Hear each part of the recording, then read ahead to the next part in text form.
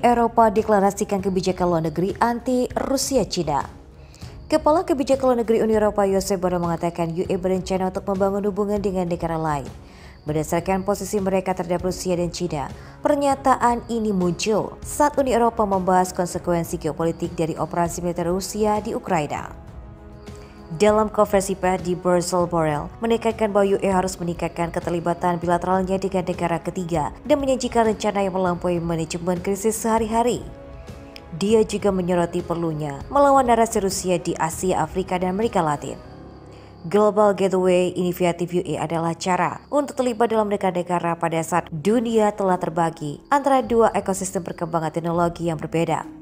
Masing-masing berusaha memenangkan orang sisi lain, dan UE harus mengadopsi pendekatan struktural terhadap kebijakan ketika datang ke negara-negara yang tidak memandang dunia dengan mata yang sama, lensa yang sama.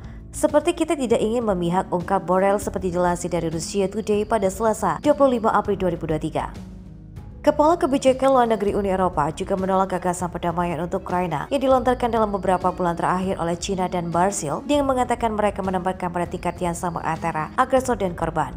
Presiden Brasil Luiz Inacio Lula Silva telah menyerahkan AS dan sekutu Eropanya mendorong perang di Ukraina dan menyediakan senjata ke Kiev. Cetak birunya untuk pembicaraan damai dipuji oleh Menteri Luar Negeri Rusia Sergei Lavrov pekan lalu. Sementara Gedung Putih menuduh Presiden Brasil menuduh propaganda Rusia dan Cina tanpa melihat fakta. Pekan lalu Duta Besar Cina untuk Prancis, Lu Xie, mempertanyakan apakah bekas Republik Soviet saat ini dapat dianggap berdaulat dalam kerangka hukum internasional.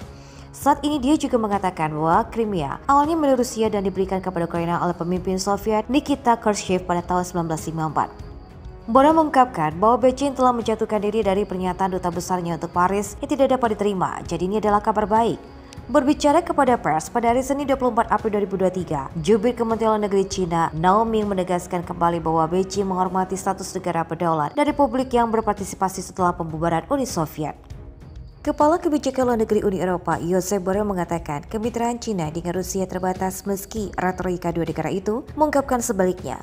Ia mengatakan Eropa akan menyambut baik setiap upaya Beijing menjaga jarak dari Moskow.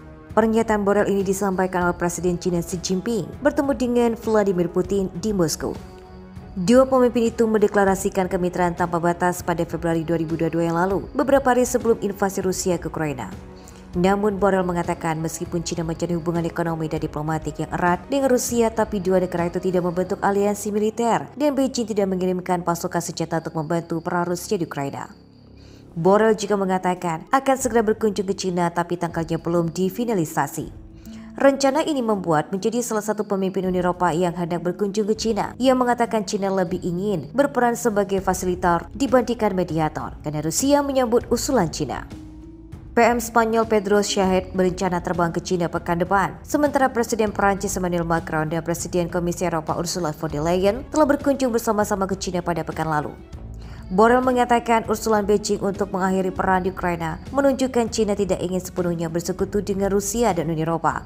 Harus menyambut baik hal ini, walaupun negara-negara Barat menegaskan tidak mempertimbangkan inisiatif Beijing sebagai rencana yang sepenuhnya matang. Diplomat-diplomat Uni Eropa mengkritik China yang menolak menggambarkan perang Rusia di Ukraina sebagai invasi atau meminta Rusia menarik mundur pasukannya.